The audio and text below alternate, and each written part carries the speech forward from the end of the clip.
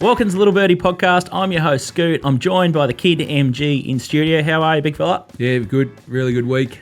Big week ahead. There's so much sport on. It's crazy. So, looking forward to the review and the preview.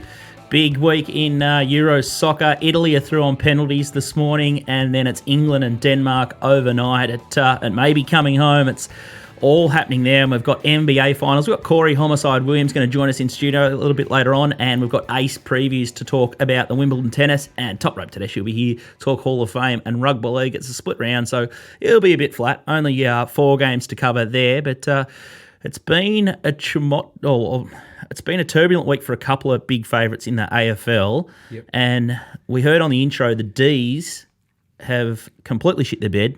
And the Tigers, the dynasty could be over.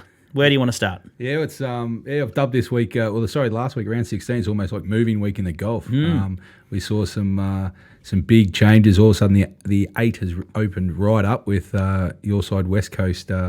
Another appalling effort down at the Cattery. And your side West Coast, obviously Richmond. Not sure where they're at. They've got a big game. If you look forward to Richmond's draw, they've got Collingwood this week, which shows that they're competitive around the 8 or 10 line, but then the next 2 weeks after they play top 4 sides. So Richmond have got to turn this around quickly with 3 or 4 sides now in striking range. I think the season's over. I think they've only got 4 key injuries, but when you look at the injury list, it looks like there's about 10 Tigers stars injured, but I think there's only like 4 of their starting all their best 22. Yeah, they've been hurt down back. This week it's likely that 4 of their back 6 on as their best team will be out. So they just can't cover the bases like they used to. Whether they're running out of motivation, whether they're just tiring, or whether other teams have worked them out, the combination of everything's just putting them under pressure. They're losing to bad sides as well, which is unlike Richmond because they normally put them away. So they're under the pump.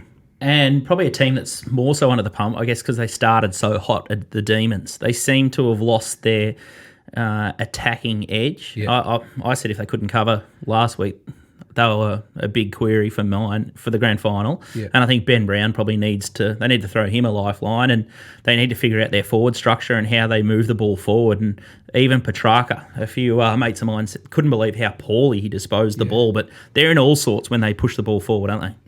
Yeah, they've. I'm not sure if they've just hit a flat spot because they did start 10-0, and everyone was jumping out of trees to say Melbourne are going to be near impossible to beat for the premiership. We hadn't even got to the halfway point. Their last 5 and 6 weeks have been up and down at best. So whether they've just hit a mid-season flat spot, maybe the coaches come off them a bit. There can be combinations that just not getting the job done, but I think it's more, as you said, their offense has gone right off. At one stage, they were number 1 offense and defense in the comp, and now they're dropping games to really bad sides. When I think they lost to Adelaide and Collingwood. They've got a big test this week now because the first game we've got on Thursday night, the Port Melbourne game, the fallout for the loser because then Port. Oh, it's huge. Yeah, because Port at home got Melbourne at their lowest point probably for the year. Yep. Struggled to beat good sides, so the fallout for Port for the loss is probably just as big for Melbourne. But we'll preview that game a bit later. All right, let's have a look at round 16, and we'll have a look at the bookie wrap. We'll go through the results, and the favourites went 7-9 at 78%. The line was 6-9 at 67%, and the totals, low-scoring affairs 3 out of 9 at 33%. And for the season, the favourites have covered 69% of the time. The line 47%, and then the total is smack bang on 50%. So it hasn't been as high scoring as Mr. Hocking would like. Your man Finally got a scalp. It's a good day. It's been a great week for AFL. They finally put a bullet in him, but we'll get to that a little bit later on. We'll get a little bit, but the scoring has dried up a little bit, and there's some funny business going in the AFL. It's fluctuating the form incredibly. There's sides are just all at sea at the moment, and players are playing for their careers. And the last 2 weeks combined now has only been 5 out of 18 have gone over the totals. And I think they're well adjusted. So, I think they're pretty true numbers. And it wasn't like there was a lot of weather around the week just gone as well. So, the new rules that were flouted by the AFL at the start of the year to open up the game, it'll increase scoring, all this, it just hasn't come to fruition. So, from that side of it, it's, we're still adjusting, I think. And like the NRL totals are on the way up, the AFL totals are going in reverse at the moment. So, we'll see with your mate Hocking going back to one of your favourite places, the Cattery, we'll see the next man in line how he goes with opening up the scoring. Let's have a look at the fluctuations and the hits and misses, as we call it, for round 16. The Gold Coast line was 33 to 27.5. That was a hit over the Tigers. The under was 166 to 155. That was another hit. The Geelong under 159 to 148. It hit the middle. It was interesting. It dried up really well down at the Cattery. It was light rain. Adelaide were 26.5 to 21.5. That was a miss. The Brisbane were dominant there. Adelaide under there was 167 to 161. Fremantle, the under was backed 155 to 150. That was a hit. The Hawthorn move was really interesting, I thought, 24.5 to 16.5.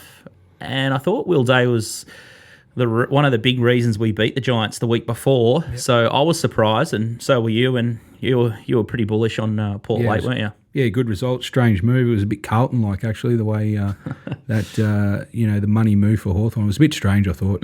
Port had got an unbelievable record for beating the week, so that surprised us. We were able to jump on at a good number late and get the chocolates. The total there was backed under, so 165 to 153. That was a hit. It landed 140, so easy cover there. And then the Western Bulldogs under 169 to 163 was a miss. It was pretty free-flowing, and the Western Bulldogs were a team that I got wrong, and that had a couple of weeks, like in hindsight, it's super easy, but they'd have a rough, couple of weeks on the road. They had some really tough games, and they finally get a let up, and they didn't cover the minus. So I had plenty of egg on my face taking near the 49.5. It was a rocky Sunday afternoon, and the South's not covering was another little hiccup. But the sting in the tail. This is where we discuss the hot topics in AFL, and we chime in, and it's a bit of a rant each week, but. I was pretty stoked the other day. Steve Hocking finally departs as the football operations boss, and he returns to Geelong. So I've been calling for his scalp. I guess it's ding dong, the witch is dead. He's my spies, or my inside players and people I know around various AFL clubs have despised this bloke for the and maybe he's the fall guy for the AFL, but the lack of consultation, third man up in the ruck, all the rules that he's sort of dragged out in the last couple of years, it seems like the AFL have just done it off their own bat and haven't consulted enough people. So I think he's a perfect fit for the Cats now. So everyone from every other club can go hate him as the Geelong CEO. Jeez, you got hatred for the Cats still, don't you? It's a perfect fit for you. Your favourite AFL man going down to your favourite club. Yeah, listen. You're happy he's gone, though. You've been every week. You come in every week on the run sheet. You're like, let's go after this and this, and it's you hate the current state of the game. Well, I'm surprised. I mean, I watch a press conference like you with Gil. I love how they celebrate anything the AFL. How they try to roll out the positives of what Hocking's done. And I'm not saying he did an appalling job. I don't know how you want to, what was he there for 4.5 seasons? Granted, he had to go through the last 2 seasons of COVID and stuff like that. So we all have. 100%. No, but in his job for the AFL, it wouldn't have been smooth sailing in what they've had to go through. So there's a little asterisk there for his job. But, for them to come out and did what they did this year to the game of AFL, it fell very flat, and they're still trying to celebrate these wins. The list is longer on the negative side than the positive side, if everyone wants to be truthful of what he's initiated in the game. Anything from the MRP hasn't worked; it's not working. It needs to be overhauled. It's too inconsistent. The umpires have been probably confused. The umpiring of the game is at its lowest ebb. Yeah. I can't remember in my time, it dates back a little while now, that the umpires are under more pressure than ever, and it's a direct result from one man. Yeah. I think so. Yeah, they come out and celebrate the wins and say what he is, but whether the game benefits from him moving on and the next man up, time will tell. But at least we get a fresh start, hopefully going into 2022, and they'll correct some rules that hopefully Scooty will free up some scoring for next year. The three rules that you liked in his legacy have been the 6-6-6 starting positions, a play on out of the goal square, and less interchanges, to create that fatigue factor. And I'd probably agree with all of those. Yeah. Listen, credit where credit's due. Some of them worked. It hasn't been an OFA from Hocking. But I just think the thing personally I haven't liked about Hocking and what he's done for the game is just his ability to, as you said, not consult or take on board information from others. And probably when you've made a decision and it's been in error, the ability to correct it, not go the other way and try and keep selling or flog a dead horse, if you want to say, because not all the rules and the implementations work. And I just think you should have pulled back on a couple. And, people forgive and forget very quickly. If you put up your hand and say, listen, I thought this would work, we tried it, it didn't, let's go back and either scrap that or change it again. And I think the fans and the players be more forgiving in that. So I wish him best in his next job, but hopefully the next man up is a bit more better for the game.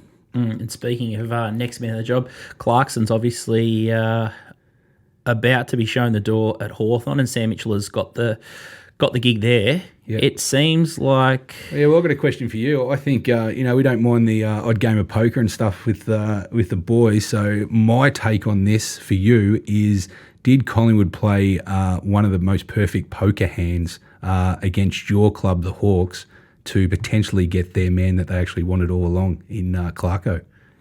They could, yeah. We've probably been handled here. I'd probably agree. Well, you can already see Graham Wright at the Hawks. Oh, sorry, at Collingwood, ex-Hawthorn. Yes.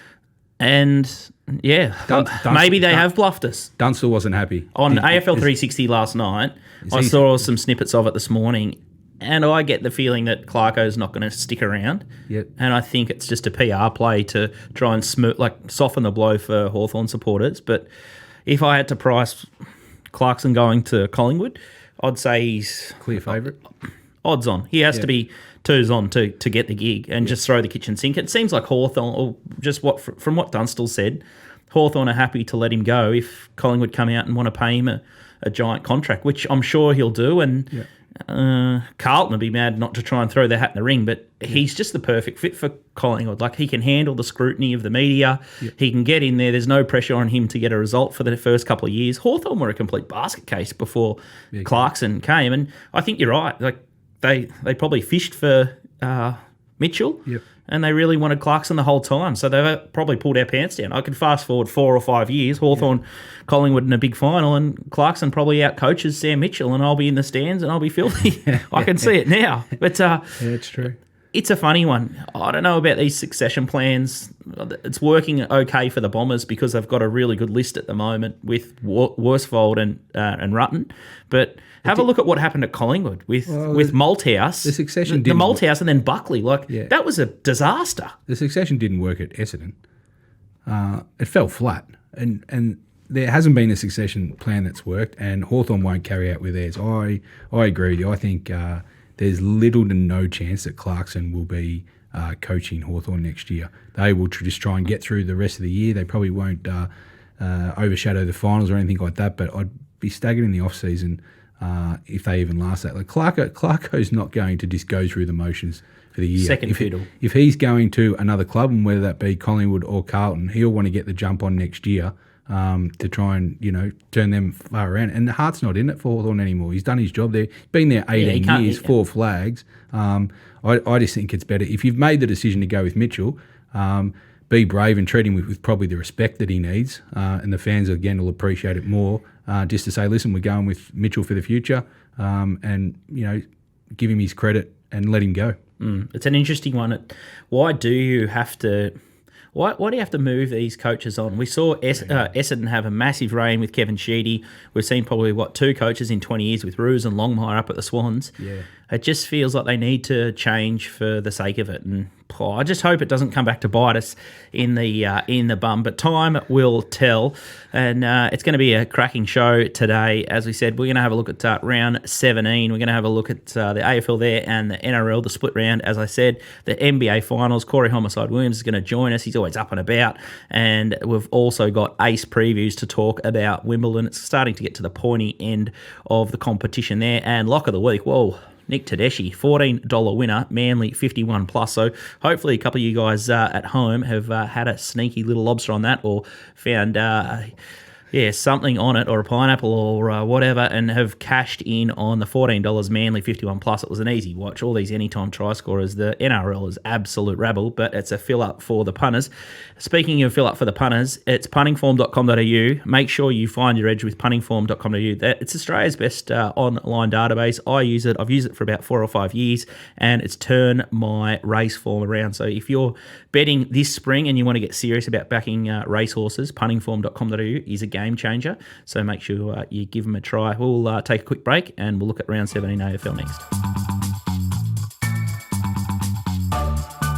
Welcome back to Little Birdie Podcast. I'm your host, Scoot. I've got MG here, and it's time to talk round 17 AFL action. And Thursday night football is an absolute belter. Port Adelaide versus the D's. $1.80 the Port Adelaide team, in from $1.90. 2.5 the line there, and 2.02 the D's. Thursday night at Adelaide Oval. Wow, massive edge for Port Adelaide at home. They're flat track bullies. They'll be up and about. They've beaten the form side of the competition, the Hawks. I jest. But the D's are in free fall. Dear. Oh, they're not in free fall. Jeez, you jumped off. You've been championing this team for the best part of 2 months, Melbourne. I want them to win. I want them to be successful. No, you're off. You injured yourself jumping off their bandwagon this week, seriously. It's been a massive sell from Security. This game surprised us, actually. When we were doing the prices on Monday, I did ask you... we were surprised that Melbourne came up 2.5 point favourites here, so not a massive mistake by the bookie that led out, but there's no way Melbourne could start favourite in this game, in my opinion.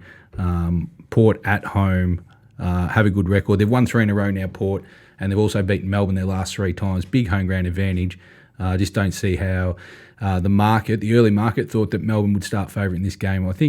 I think maybe 3 or 4 is about right, depending on, I know there's a little query over Boak at this stage, but if he does play, I think you can only be with Port on this game. I just think Melbourne are struggling until they actually come out of their funk. I just don't see you can be on them around this price. So I like Port in this game. I think it'll be a low-scoring game being said. This could be a really low-scoring game. Melbourne love a low scrap. We saw they can drag people down and just, they're a bit like a crocodile of sorts, aren't they? They love to drag you down into the mud and just try and wrestle out a win.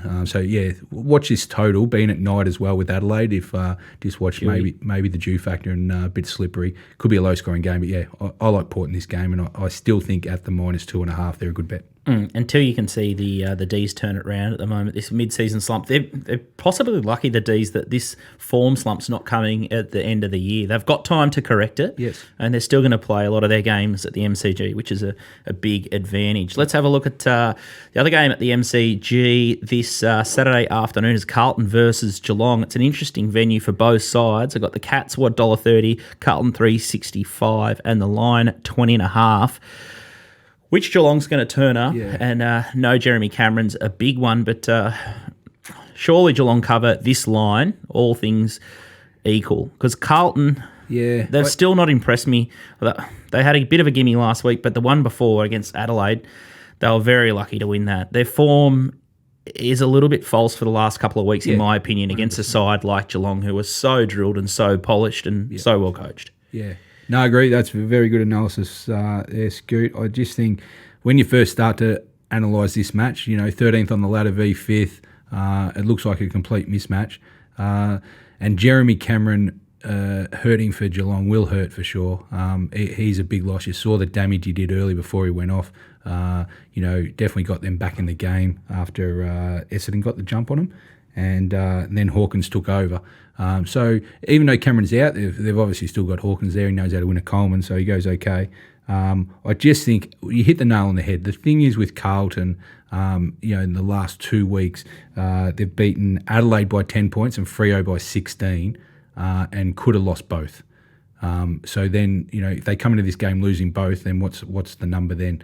The only downside for the Geelong is they do have to go to the MCG. Haven't played there for a while, and I don't think the MCG suits the way Geelong plays because they like it in close up the game. So the Carlton strategy going is to try and beat them with speed. Whether they're good enough for long enough to be competitive in this game is yet to be seen. But I think the price is about right. Couldn't take either side for mine, but the early money shows Geelong opened up 18 is now 20. So I think if you're going to back Geelong, Even though the modelers love Carlton, and especially at the big price, I think Geelong just the side if you're betting. What about Dangerfield? He seems to be a little bit off. No, he's back. You think he's back? Yeah. Did you watch him last week? Yeah, I watched the game. Yeah, he's best on ground. Not quite hitting his straps.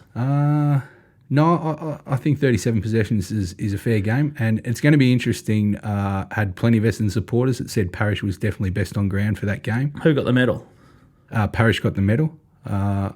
We'll see Brownlow night who gets the 3 votes. I've been taking a few bets so far. Quite happy. I've got you there, haven't I? Triggered you. Quite happy to bet even money until the nosebleeds on this one. You'll come Brownlow night and you'll see who gets the 3 and the 2. Right. I think you owe me Bola Goose, so let's have another Bola Goose on it there. Fair. But Cripper, he's got to be a big query. Well, I don't know. Yeah. You wouldn't risk him, would you? And that's the two facets of betting in this game. I think why the line's going to shade Geelong's way, even at this number, is because if Cripps does come out, all the energy goes in just to shutting down Walsh. I'm not saying that's easy to do the way the guy runs, but not having Cripps there, and if he does pull out, this line will be 25 and north. Oh, hopefully they put Dangerfield a little bit deeper, and they could be another weapon in replace of Cameron. Yeah, he could. Yeah, definitely. There's definitely an option. He's back. He's he took a few weeks to get going, right. Dangerfield, which he had a bit of time out of the game. He'll play some forward, but yeah, he's definitely back in the midfield. Okay, let's have a look at the Western Bulldogs versus Sydney, Sunday afternoon at the Dome. $1.33 the Dogs, Swans $3.40, and the line's now shifted from 9.5 to 20.5. But my man, Astronaut, not playing. He knocked himself out. Not a good way to go. People normally knock themselves out at 2 or 3 in the morning after having a big night out, but he keeps throwing himself around. It was only a matter of time. Yeah. It was a decent head knock as well, wasn't it? So they sort of half-carded, didn't they, last week against the Kangas? Got the job done. They were trying. They were a bit. I thought it was a bit arrogant the first half of the match with the way they were playing.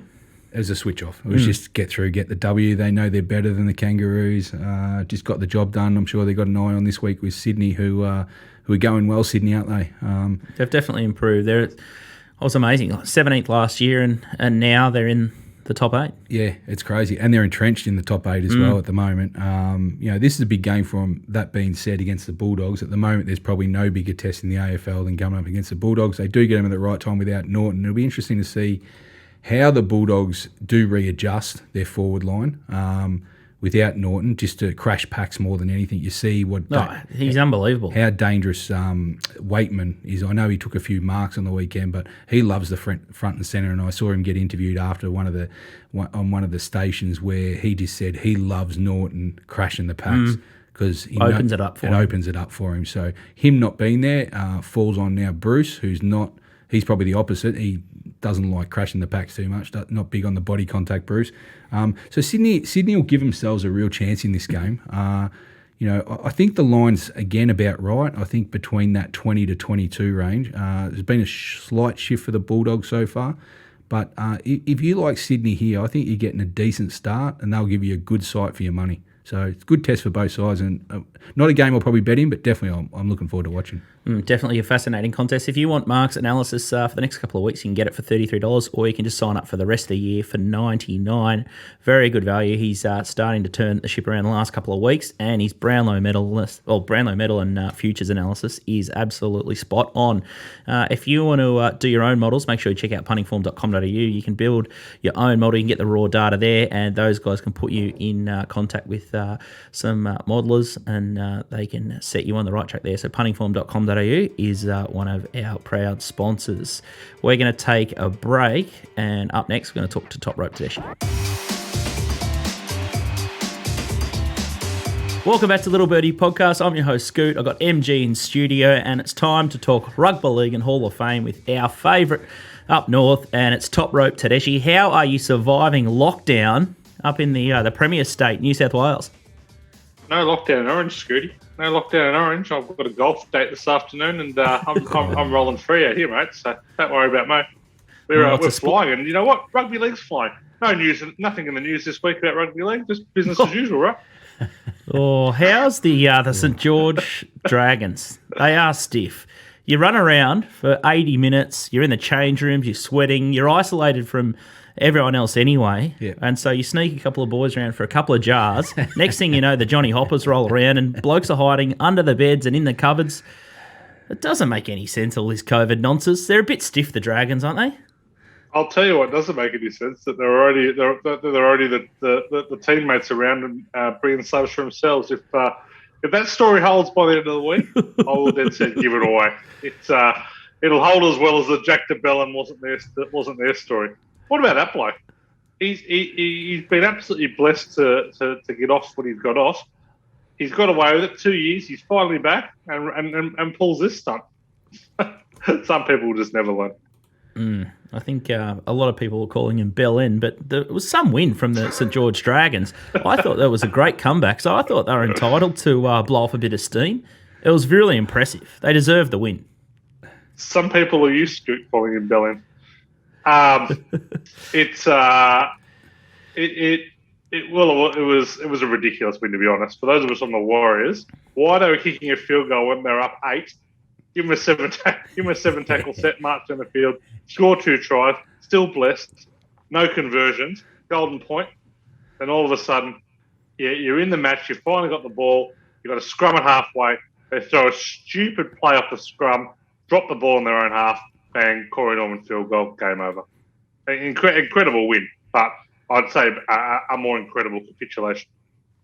It's a performance almost worthy of the Hall of Fame, but there's been a fair bit going on this week. It's July 4th over in the States. Yeah. MG, you've got a nomination for the hot dog eating contest over there. Yeah, it's still going, the Coney Island hot dog competition. I remember betting on this 10 years ago.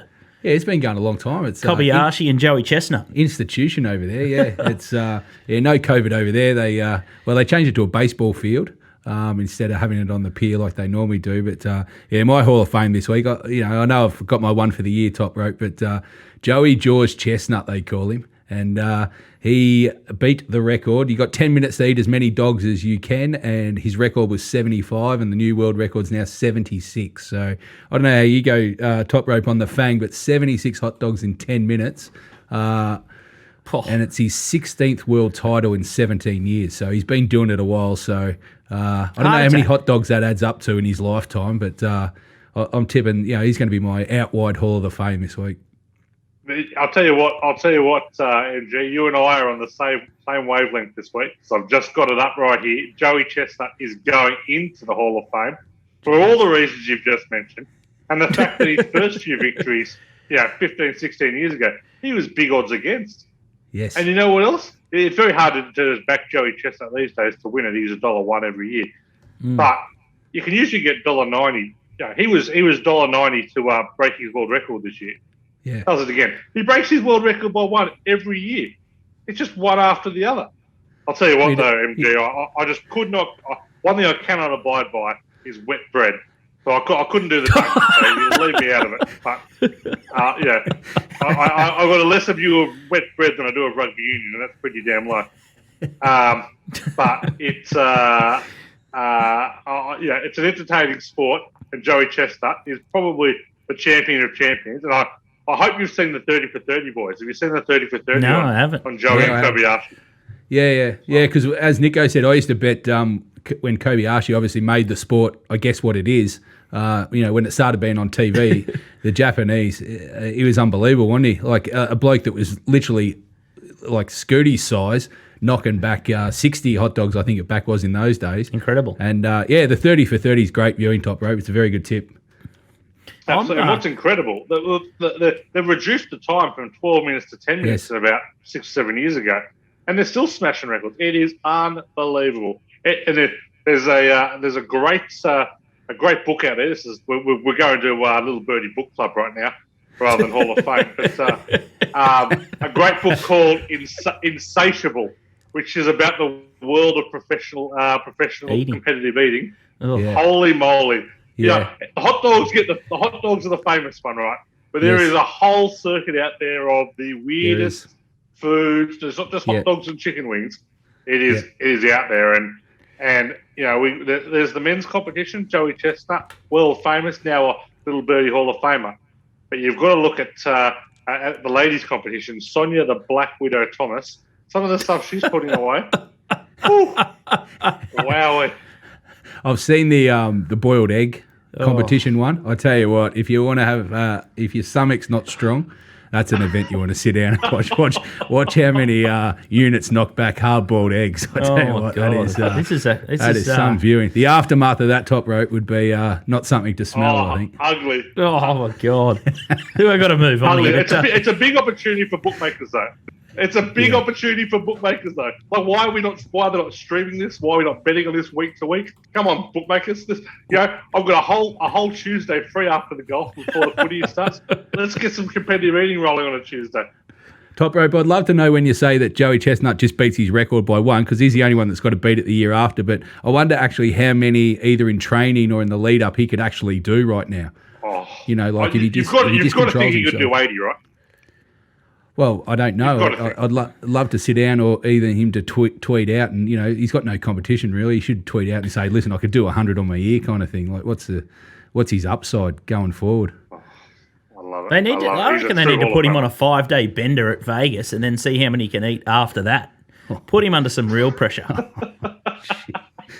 I'm tipping 76 hot dogs in 10 minutes is a bit of pressure. That's handicapping. All right. Joey Chestnut goes into the Hall of Fame. And a little side note, I'll tell you what, speaking of belly aches, because that'd give me a belly ache, I think Craig Bellamy is one of the biggest disgraces that he's not even been mentioned or entered into the Hall of Fame. Nick Tedeschi, you're better than that. 46-0 last week. The Storm are auto bet, and we overlook him every week. No, top rope's waiting for him to win the flag. Again. And then, how many times do you have to do it? Well, we've got a lot of bets to settle, and once they do, then he'll be the last nomination in for the season. We're asleep at the wheel here, top rope.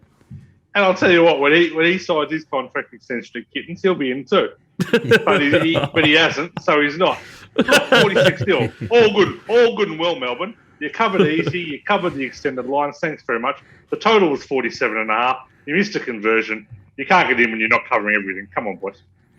No, fair enough. 46-0 was impressive last week, and sadly, the Storm aren't playing it this week. But let's have a look at round 17. It's lean, so we'll preview a couple of matches. The early games, the Thursday night match up first, Manly Sea Eagle versus Canberra Raiders, who have been very disappointing in the milk. Very, very sour, the milk this season. $1.25 at topsport.com.au, $4 the milk, 14 flat there.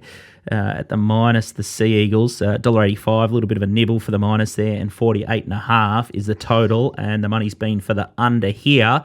Turbo out and DCE on Origin duty. Are we still allowed or still thinking it's a value gamble in this one, top rope? Yeah, I'll be backing Manly minus for sure. Better the week from mine. They've scored 50 points the last 3 weeks, including when Turbo and Cherry Evans were missing before the last Origin as well. So, were rested after the last Origin against the Cowboys. They piled on 50. Absolutely, just get in the queue. But the Raiders are horrendous. The Raiders have absolutely been... They conceded 44 points to the Gold Coast Titans last week. They conceded 3 tries when the Titans, who aren't in the 8, who aren't much good, had 12 players on the field. It was utterly... horrendous. Now, they're missing Uppally. They're missing Jack Whiten. They've lost a couple others to injury, Simonson and Whitehead. Manly, they just hold form. They've scored 50 points in 4 of their last 6 games. Their last 3, just line up, get in the queue, bang. It's been 11.5 to 14, and I spoke to Tristan a while ago. It's very hard for bookmakers at the moment to be making money on NRL, and PVL's just slugged the wagering tax on NRL. He did that a couple of years ago. And all these minuses that are covering, it must be just so much pain for Top Sport. You're excited about it. You love it. No, well, yeah. When you put your bookies hat on, and if you think about it in reverse, it's not hard for the bookies. They just haven't adjusted, in my opinion. Like, you can you can do your numbers and run off models and do your historical form, but you've got to adjust to the swim now with the as tide. well. And they've just been, it's like we spoke about the totals probably 10, 12 weeks ago. They took a good 3 or 4 weeks. Top Rope was all over it. Yeah. That they just didn't push the totals high enough, and they finally got there. And now all of a sudden, you've seen that evening out process. They've reached their number. The favourites lopsided. Top Rope's been saying virtually from the start of the year that the big favourites will cover, and they do. They have, and the percentages in the favour. They're just starting too low with all these. I mean, what was Manly last week? 20 to 28, I think it closed. The Storm, 20 to 28.5. Yeah. When's the last Storm time? as well. When's the last time one of these strong teams' favourites, the line's actually gone the other way? Well, South, and I guess South is probably the only the big favourite that has struggled to cover, and Top Rope's been sort of all over that and flagged them as a bit of a bogey side. They spoiled our Sunday afternoon, didn't they? Yeah, true, but not in. I'm talking just in the trading terms. Yeah, of course. When's a favourite actually turned around and gone to the dog way? They've all gone one-way one-way traffic. traffic. The only time is when a big player's been out. When you've seen it with the Storm, when there's been a couple of big players, but they're still going and covering. But the lines have just gone 14.5 to 10.5, and then they'll just go cover that by 20. Yeah. But so I completely agree with everything you said. Like, I'm historically a plus punter, and a big plus I'm all over, especially having this year. I've just switched to the minus, and you had to. And I'm surprised bookies have not adjusted that line last week, the Canterbury Manly line. I think I flagged you guys before before we'd even done the write-up for the GGOA. But this line is going to move significantly. There's no way this is going to start 20. In my pricing, I price it up minus 38. Yeah. And even that, the final score was 28 points under what it should have been. I'm surprised bookies are still kind of keeping within the bet. I know they've gone high. I know there's a lot more double-digit favourites this year, but they're not pushing out the big favourites big enough. There should be 30-point favourites on the regs this year. Good for us. Yeah, great for the punters at the moment. And another hat tip to PVL, who's surprisingly in the little Birdie Hall of Fame, but he's a bit of a cash cow at the moment for us. We're hammering the bookies, and hopefully bookies can keep betting on the great game, because it wouldn't be that profitable for them at the moment. Let's have a look at the Friday night blockbuster. South Sydney Rabbitohs against the North Queensland Cowboys. The Rabbits are $1.15, $5.50 the Cowboys, and 16.5 the line there, 47.5 the total here. And we touched on it before. Very disappointing on Sunday afternoon. I was watching South. They were up 16-0. I thought, oh, well, this is just going to sail over. Money in the bank. And I saw on the thread that it all just went south. They switched off. They lost interest. They still got the job done, but they didn't cover that line. What's thoughts here, Top Rope? Well, I hope they enjoy their end of season holiday, South. They've really earned it. I can't have a side here, to be honest. I think the line does look a touch big. South's got 5 players missing. They've definitely got a better side. I can't be coming to the Cowboys. They've only covered 3 of their last 14 in the state. A little angle here. I will be back in the over. I know there's going to be rain around in Sydney on Friday night, so the totals, I'd say, amazing to say, it's relatively low at 47.5. But it's the Souths are an awful defensive side when Latrell Mitchell's not playing. The Cowboys are also missing their fullback. They're a pretty awful defensive side, full stop. It's often underestimated the impact fullbacks have on defences because they do all the organising.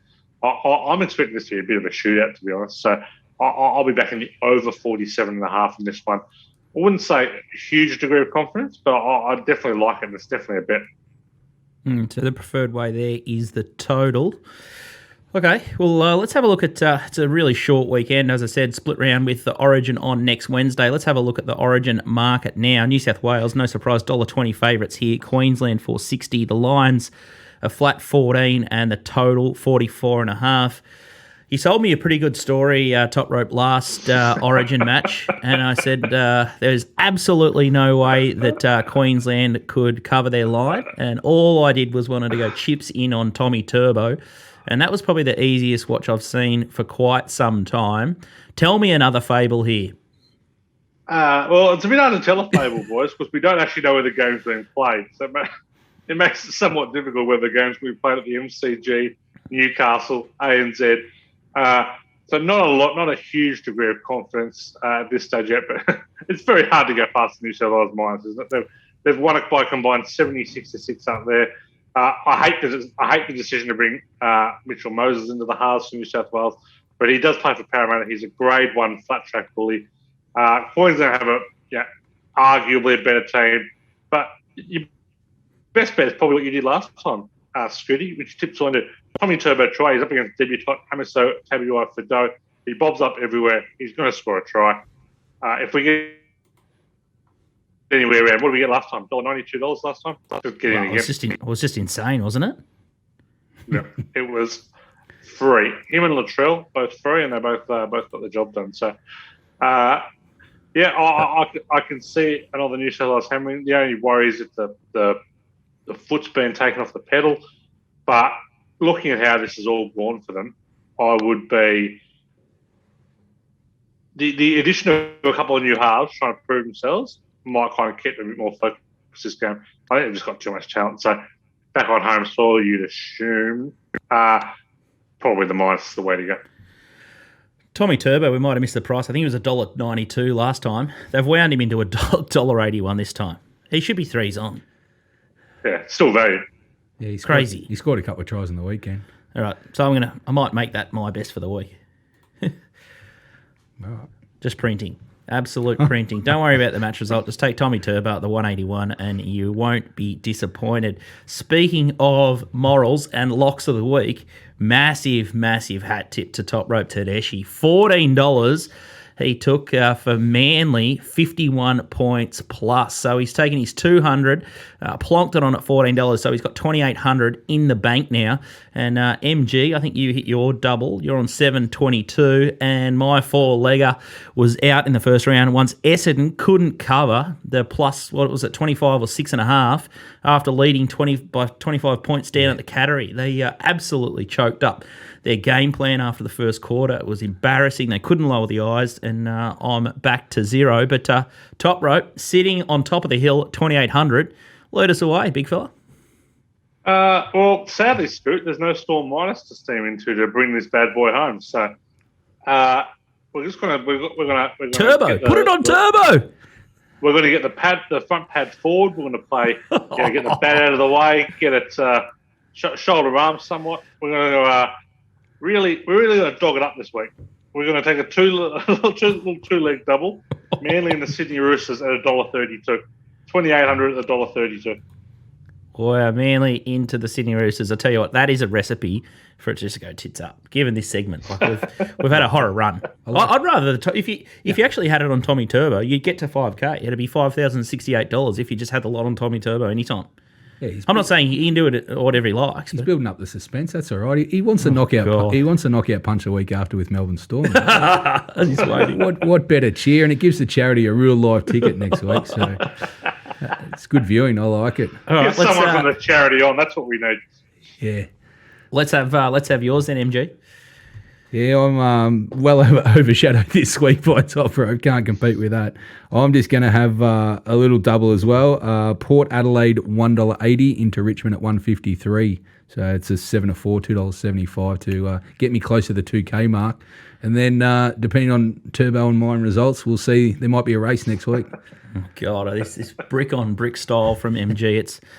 It'll put anyone to sleep. I'm gonna have another crack at a like a 5-legger here. The Hail Mary. Yeah, and I watch this. I'm going to be really nasty here.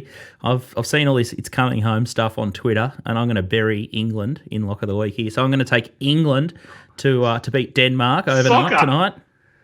What? Jeez. They're in blistering form, so only I could stop them. You've been potting them for the last week and a half. England haven't won anything ever, you told me. I can stop anyone in a major tournament. Right. I've got form on the board. England to beat Denmark, Essendon to beat the Crows, South to beat North Queensland. The Hawks should be favourite over Freo in Freo. And then I'm going to take Tommy Turbo anytime at the $1.81 in Origin. I think it comes out to about $9.44. So 200 at $9.44 gets me close to that 2K mark, and I'm back in business. He's covering a lot of ground, Top Rope. A lot of ground. Just my best. Just the best across the grounds. He is dead set worse than any horse I back. All wide without cover, covering ground. Yeah. I think Scooty's going to have to sit out the lock next year because he's misinterpreted what the lock actually means, and we'll just have episode Scooty's out wide covering the country. I tell you what, if England get beat, it's worth it. I'm surprised you didn't throw Xander in to win the Scottish Open. It's good. I tell you what, after Xander's work on Twitter with the marriage and putting the dogs and dressing them up, I tell you what, any wonder he can't win a major. He is absolutely legless. Still too soon there, Top Rope, for Xander. Too soon. Lay. Yeah, we've already got an Open Championship coming up next week, so I'm sure we can pot him again then. Yeah, I'm tipping Scooty's not jumping aboard. Absolutely. Cactus. There's your lock of the week. No good at all. All right, Top Rope, good luck with the split round this week. We'll get you to maybe do an early State of Origin update and preview early in the week next week. But that's a wrap from us, and we're going to talk tennis next with Ace. But thanks for joining us, Top Rope. Thanks. See you, fellas. See ya. Make sure you bet with the bookmaker you can trust this weekend if you're betting on the Euro or the Rugby League or the AFL or the Ponies. The Caloundra Cup's been postponed, so they're back on Sunday. So that's another something that we can have a look forward to. We've got the NBA finals, so bet with the bookmaker you can trust. The Millihan's been in the game for 35 years. Topsport.com.au, they're Australia's biggest betting bookmaker. And make sure you give them a try this weekend. Up next, we'll talk Wimbledon with Ace. Welcome back to Little Birdie Podcast. I'm your host, Scoot. We've got MG in studio. It's time to talk tennis with Ace Previews, Stevie Quick. Our man, he's looking absolutely fresh. He's in the middle of a big run, the French Open, Wimbledon, and he's just popped his head out of the water, and another 10-foot wave is going to crash him on the head, and it's the Olympics. The tennis is just going to keep rolling on. At least it's a better time zone, Tokyo. It should be easy. Yeah, look, it's a little bit friendlier, which is nice. I must say I did enjoy the Wimbledon rest day this year, although it's only the last time. It was nice to actually have a day there of not covering tennis. But yeah, look, I can't complain compared to last year where we didn't have any tennis this time of year. It's nice to be able to have a lot of different options to work with. Outstanding stuff. You've been on fire. Let's have a look at the men's tournament update. We've got Djokovic. I haven't stopped him yet. $1.36. Federer, $7.50. Berrettini, $10, and Shapovalov, $17. Joker looks all too easy for him now, doesn't it? Yeah, look, it's hard to make a case against him after he dropped the first set of the first round and has looked pretty dominant since. I think his first serve points won is elite and far and away better than everyone else. So when you add that ability for him to cover the court so well, it's a real dangerous mix, I think, for anyone here. The only thing you could maybe make a case for is, the weather doesn't look great for the second week of Wimbledon, so the roof might be shut, and whether, a Shapovalov or, someone in that kind of ilk can, really redline and produce just a vintage performance, and the bigger stage is about all you can really do. It's hard to think of, if Federer couldn't knock him off here a couple of years ago, now at his age and off such little tennis, it's hard to see anyone really getting too close to him. And look, that's why was it $1.36? Better than bank interest. It's sort of Tommy Turbo's type odds. Just have it in a little bit of a double with Tommy Turbo and just collect. The only person going better than the Joker at the moment is probably Ben Simmons at Wimbledon. Let's have a look at the women's market. We've got Ash Birdie, Aussie Ash. And I think MG's just started to invest here. He had his hand in the till backing Ash. Birdie, $2.50 now, Ash. Sabalenka, $3. Kerber, $4.20. And Pliskova, $6.50. I'm just wrapped that all the main chances are, I can pronounce them. I can spit them out. Who's winning this? Is it Ash's time here? The draw's open right up for her. Yeah, it really has. I think she is. It's probably going to be the winner of that Kerber Birdie match. I think should be able to get over the line against the winner of Sabalenka and Pliskova, particularly in the final, and the experience that either of those two players will have over their opponent will be key there. But that will probably be one of the more grueling matches. I think, if you look at the form of Birdie coming in and you look at the form of Angelique Kerber over the last 2.5 weeks, that sets up to be, it's almost a final before the final here between those two. But I think looking at those prices, I do like Ash there to come through. Then looking to the bottom side, Pliskova has looked pretty good across the course of the tournament. I know Sabalenka looks awfully short, I think, in that semi-final, just looking at the head-to-head prices there. Yeah, let's have a look at Ash Birdie versus Kerber in the upcoming match. $1.44, Ash Birdie, Kerber's $2.84, the line 3.5, and the total points there 21.5, and a slight little tickle for the under into 188 and 192, the over there. Ace, what's the best way to attack that market? Yeah, as I said, it is going to be an interesting match. I am a little bit, looking at the markets there, I am leaning towards that over 21.5 games. I think, for all the good that Birdie has produced over the course of of the tournament. She has still had a couple of slip-ups and a couple of lapses. She dropped a set to Suarez Navarro in the first round and was down early to Krejcikova. And, they're the type of things that, Angelique Kerber doesn't really, she doesn't let up like some of these other players. She's been there, she's done it all. She's, the last two tournaments that Kerber has won for her career have come on grass, and one of those was Wimbledon a couple of years back. So, she's more than comfortable on this stage. So I think that, Barty and her serve and her variety and her ability to change things up is going to come in, incredibly handy against Kerber. I think that's what Kerber's been able to take advantage of to this point, is playing against some players who don't have that variety and an ability to change things up quite as much. But I do think that there is going to be a patch here. We've seen Barty, show some nerves at the semi-final stage. We saw that, we've seen that a couple of times in Melbourne and a couple of times across the course of her career. So I think there might be a little patch there where Kerber can get on a little bit of a run. But I think over the course of the match, that it looks like it should be Barty to be able to win here and progress through to the final. You sold me on the over there. Thoughts, Mark? Yeah, no, I agree. I think I think right now the pressure will grow on Barty.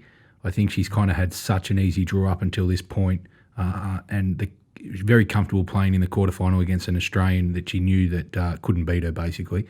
But now I think when she looks at it and she's down to the final four, and the pressure of an Australian going into Wimbledon, I think with Kerber being there and done that before, I still want to see Barty get through, and I think she will. But Kerber, I'm not sure if Kerber will be necessarily her biggest test, but in terms of the pressure, I think she'll be more comfortable who she plays in the final compared to Kerber, because she knows what she'll get with the other two girls. It's just all-out power. They don't have a plan B, whereas Kerber can adjust to the situation more.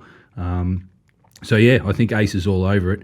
I'm just hoping Barty gets through to the final and gives a chance for an Aussie to win Wimbledon. He's so cool. Yeah, it'd be something to buck us all up here down under. Seem to be making a meal of most things, but hopefully Aussie Ash can get the job done. Let's have a look at another men's match for tomorrow night. Hopefully we've got Roger Federer, $1.39, and Hubert Hurkacz. I think I've probably made a motto of that one. Federer, $1.39. Hubert, $3.05. The line, 4.5. And the total there is a flat 38 with the money trickling for the over into 187 there. How am I going to wager on this one, Ace? I'm looking to Hurkacz at the plus 4.5 games in this one. And look, when you look through the four matches that Federer has played across the course of the tournament, he was very lucky in round one that Mannarino hurt himself up 2-1 against Federer and couldn't really continue at the start of that fifth set. But moving through there, then it's Gasquet, it's Norrie and Sonego. And for all that those players have in terms of their ability to cover the court and, that they can, show some consistency and shot making, they just don't have, I guess, the comfort on serve that Hurkacz will probably have here. He's won a big tournament this year. He won the Masters 1000 in Miami. He's shown that he can play and match against some of the best players. He's very rangy. He's a lanky looking guy, but he covers the court really well. He's able to get out wide both sides of the court and isn't afraid to come into the net and try and finish off points. So I think this is the biggest test so far for Federer. And I think the big thing with Federer over time is that it's how is his body going to hold up across the course of the fortnight. He's got a really big potential couple of matches ahead here with, either Berrettini or Auger-Aliassime in the semi-final, and then probably Novak beyond that. So I think this is a little bit of a danger spot here with Hurkacz coming, and he played exceptionally well, overnight to finish off Daniil Medvedev from 2-1 down. So I think that plus 4.5 is just probably a little bit big, I think, of what we've seen from Federer, not just this tournament, but Federer across the course of 2021. It just hasn't quite been to the same level, and he's found himself tightening up a little bit in some of those key later moments. So I think plus 4.5, probably a game and a half, probably up on what I would be marketing this one at. So happy to make a little play there. Do you think, Ace, that Hubert having to come back and finish off the match and have the less preparation going forward hurts him in any way? Or does it help him in the fact that now he has less time to realise who he's going up against in the quarterfinal and potentially going forward as well. I mean, he's coming up against probably one of the greatest on grass ever. Does it actually help him coming off Medvedev over the 2 days with less preparation to come in, or doesn't affect him? Yeah, I don't think it hurts him as much as some people think, and I think there are a lot of people who are questioning whether Federer got in the ear of organisers and making them come back and play the next day instead of putting them on centre court under the roof. But I think Heathcote and Medvedev made that decision to come back the next day. I think he was only on court. I think it was for the 45 minutes max. I think Medvedev double faulted his way out of the first service game, and blink and you miss it at the fifth set was pretty much done in pretty one-sided fashion. So I don't think there's too much of a concern there. And looking at his age and how much he's played recently, I wouldn't be too worried. And if that's an issue for Heathcote coming up against Federer at his age, off all his injuries and lack of tennis, then I'm a little bit worried for Hubert. Yeah. So is there any chance you see the fairy tale playing out where Federer can reach the final against Djokovic to claim another title? Looking at the prices, and I'm trying to remember what we had up on the screen there. Is it around that kind of $10 to $12? I think it's Federer at $750. He's coming even more. It's a tough ask, I think, at his age, and I think if he were to come through and progress and win the tournament, then it probably goes down as one of the best Grand Slam wins, I think, in recent history by quite a long way. He's been able to, and he said from the outset this year that everything he's done is aiming towards this fortnight. It's going to be tough just from a physicality standpoint. I think for his fitness, we've seen him, or I've seen him multiple times this year on different surfaces struggle late in third sets of matches. So I just wonder, as soon as we get to late in a fourth set or early in a fifth set again, whether he's going to be able to kind of bring his best level and then back it up. Heathcote is no pushover, and Auger-Aliassime and Berrettini, whoever he meets in the semi-final, isn't as well. So things are about to really ramp up for Federer, and I just think that price is a little bit unders, I think, on the outright, but it would be a huge win, I think, if he could make his way through. Be good to see the fairy tale though, Djokovic, Federer in the Wimbledon. Because it's all or nothing for Federer, isn't it? In this tournament, is this like, if he doesn't get over this hurdle, in all seriousness, is this pretty much for the final season for Federer? I can't see him winning a Grand Slam on any surface other than grass. I just don't think he has it in him to play best of 5 sets on hard court unless he absolutely dominates his way through early in tournaments. But his ranking isn't high enough to be able to get those cushier draws. So look, I think it's a matter of seeing how he goes here, and then I think he's going to then make a call as to whether he goes to the Olympics or how he goes at the Olympics. But then from there, it's hard to see him adding to that slam tally. Outstanding stuff yet again, So Djokovic, hard to beat in the men's outright. Fairy tale for Federer, and then Ash Barty and Kerber's going to be the one to watch out for. Expect an epic contest there, and over 21.5 points there. And Hubert at the plus is the value play against the Dodger. Fantastic stuff, Ace. We're going to terrorise you all Olympics now. You've put yourself in, so we'll get you back for more tennis previews in the Olympic schedule. And the best thing is you'll get the snooze there because the Japanese time slot is much more closer. So thanks for joining us, mate, and good luck across the week. No worries. Thanks again for having me. All right, up next, we're going to talk some NBA with Corey Homicide Williams. Can't wait for that one. And some NBL recap. Melbourne United, Mark's team, were way too good for the Perth Wildcats. We'll take a quick break, but if you're betting this weekend, make sure you check out topsport.com.au. They got markets on absolutely everything, and they're Australia's biggest betting bookie. So check them out, topsport.com.au. Welcome back to Little Birdie Podcast. I'm your host, Scoot. I've got MG in studio, but it's now time to talk to Corey Homicide Williams, our resident NBA and NBL expert. How are you, Homicide? I am fantastic. I got my coffee. I'm good. Life's great. I tell you what, Melbourne United, you were all over them. They won basically untouched the NBL playoff series. Impressive. Yeah, I mean, it was impressive. They got the job done regardless of Bryce Cotton there or not. A championship one is a championship one. Would it have been as easy if Cotton was there? No, it wouldn't have. But at the end of the day, you have the championship. Congratulations to them. Outstanding stuff. And the big story over the last week has been college basketballers are now going to get paid. So what impact will that have on the NBL?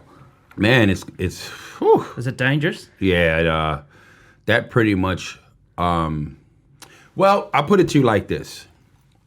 If you are a one-and-done player, you're going to college for one season and you're getting out of there, it definitely puts the Next Stars initiative at risk for not getting top-tier talent because now there's going to be companies and brands that's willing to endorse them in college on U.S. soil. So it will have young talent reluctant to want to take that journey to Australia if they can make money at home. Then you have other avenues now coming strong, like the G League Ignite and Overtime Elite. So there's just a lot more opportunity for these young talented kids to earn at home. So, good on them. These colleges have been making billions off their backs. So it's about time.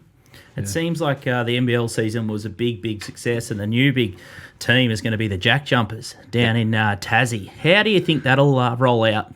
I'm excited. They signed a lot of players so far. They signed some good off-season. They've had some good off-season acquisitions. That's the team I'm backing next season, so I'm excited for Scott Roth. A couple of Perth Wildcats have gone from WA down there, Clint Steinel. So I'm looking forward to seeing how it rounds itself out. I just want them to be competitive. A lot of times when new teams come into a league, it's an easy win, Southeast Melbourne Phoenix have done a fantastic job in only 2 years. They were a game away from going to the grand finals. What more could you ask for, right? I mean, obviously win, but I mean, it's just a great step in the right direction. So do you think they will be competitive? Yeah, for sure they'll be competitive. Yeah.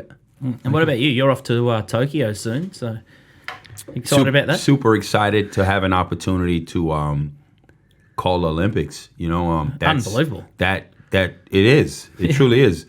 That doesn't happen to anybody. You know what I mean? I work hard. I work extremely hard, and I'm just glad that something that I really wanted and aimed for has come to fruition. Mark was a bit disappointed about Benny Simmons not going to Tokyo, but he was seen at Wimbledon. Mark loves the tennis, and he's there in the stands with Mayer. That's where would you? I know where I'd rather be. I'd probably be at the tennis. I mean, to be honest with you, he's good enough to do both. We're all human, Needs a rest. It needs a rest. Yeah. It's a long year. It was a tiring year. It didn't end the way, obviously, he or the organization wanted it to. No one would be more disappointed in Ben than Ben, right? So he has to just exhale, reflect, enjoy life a little bit, and then get to work. And that's the right way to do it. Yeah. Yeah, he needs to refresh the mind. Got to. Anything, doesn't he? So. Yeah, it's going to be interesting. The NBA playoffs. He stayed with a beautiful woman, though. He stayed with a beautiful woman. He looks pretty relaxed to me. I mean, he's vibing.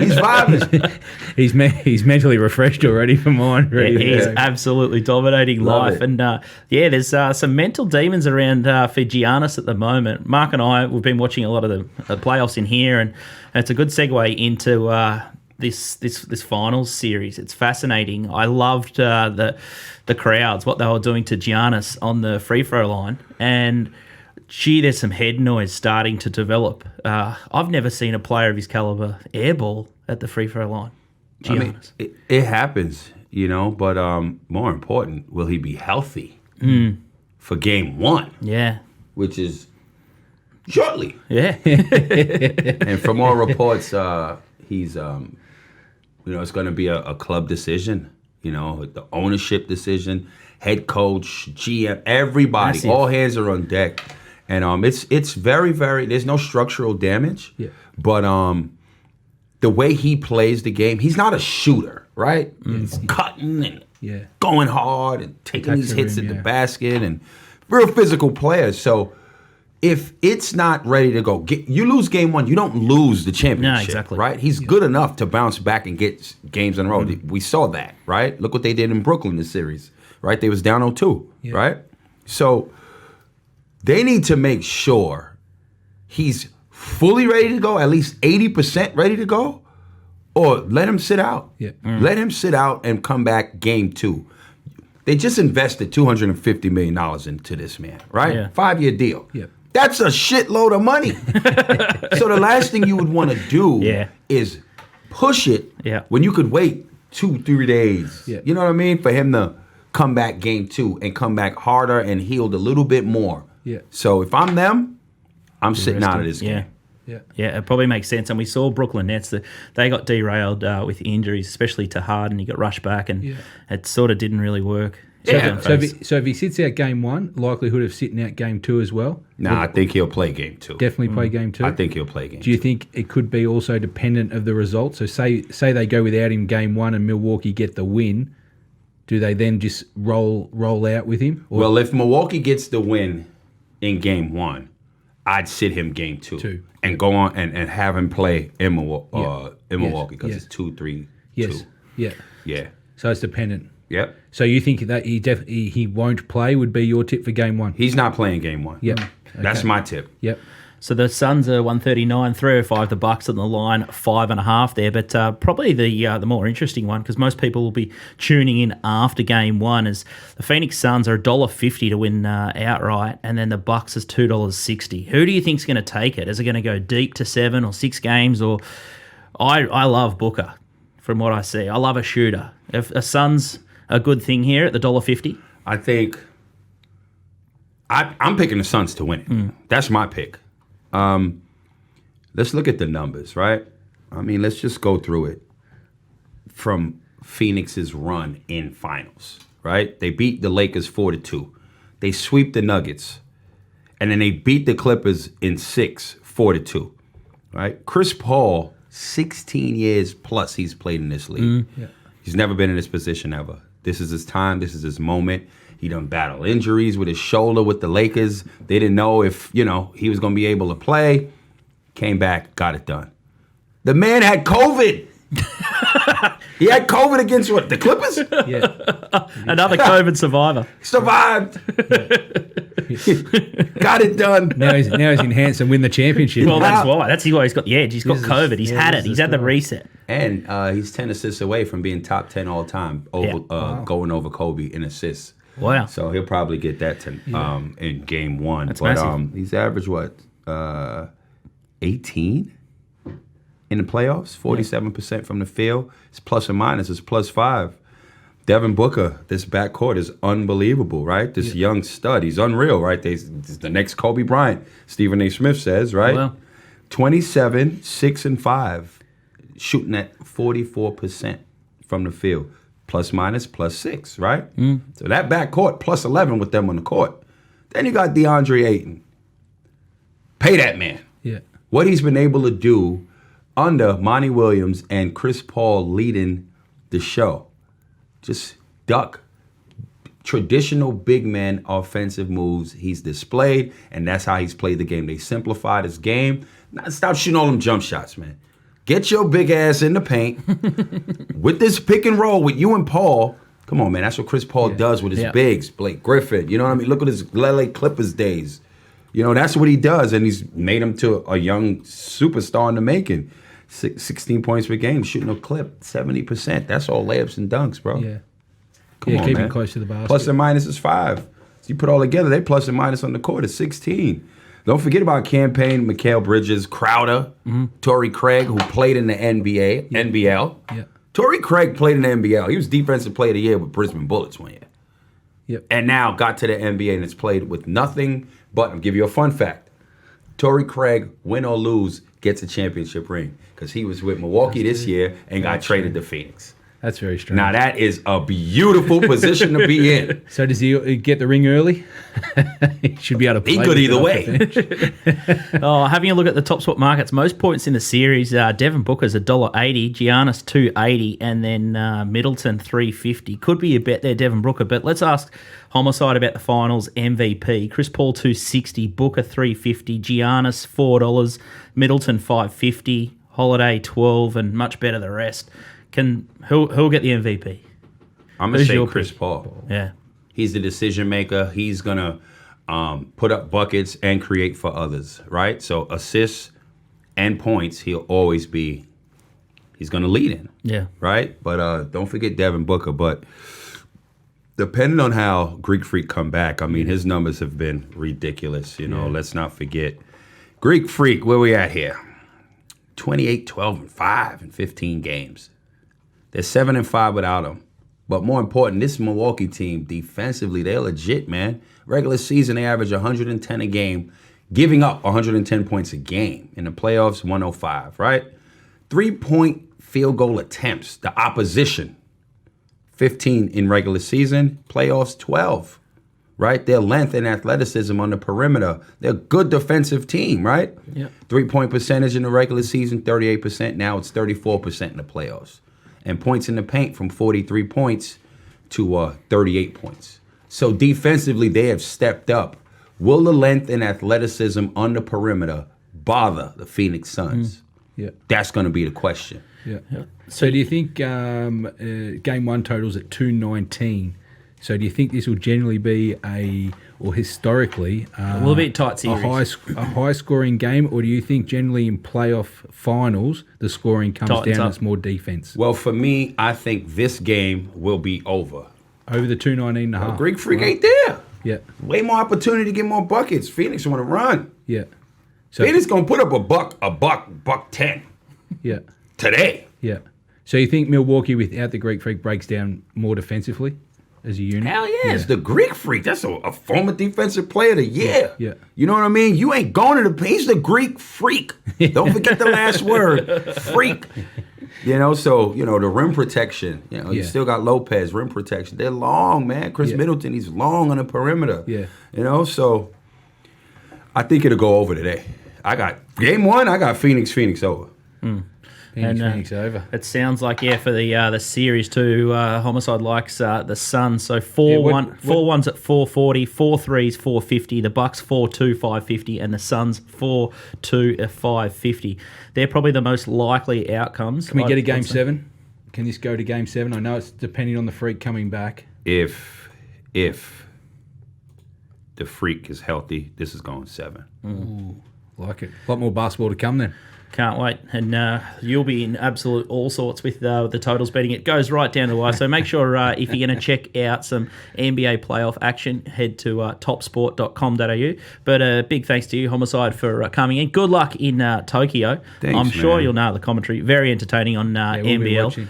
Give a shout out. Yeah, give us a shout out, little birdie. No, you love giving a shout out. Give a shout out to the Aussie team. Look after us over there. Yo, I appreciate it, man. And bring Australia back. Shout out to little birdie. Bring Australia back a medal. Listen, right. we need it. Huh? If Australia medals, there'll be so much more commercial opportunity for basketball in this country. It would be ridiculous because at that point, Australian basketball becomes a legitimate global powerhouse. On every level, they're legit and recognized in the world. Yeah. But the men's boomers. And for that to happen, they need the medal. Good luck. Wow. Outstanding stuff. Homicide was down at Hoop City early in the week down at Sandringham. It's a fantastic basketball facility. You can track your own stats, so make sure you check out Hoop City down there. MG, that's a wrap from us. Been a monster show. We've got Wimbledon, Euro, AFL, NRL. It is just absolutely off the charts, and we get to watch the NBA playoffs every morning. Outstanding, or every second morning. It's a big day. Thanks, Homicide. That's a wrap from us. We'll see you next week.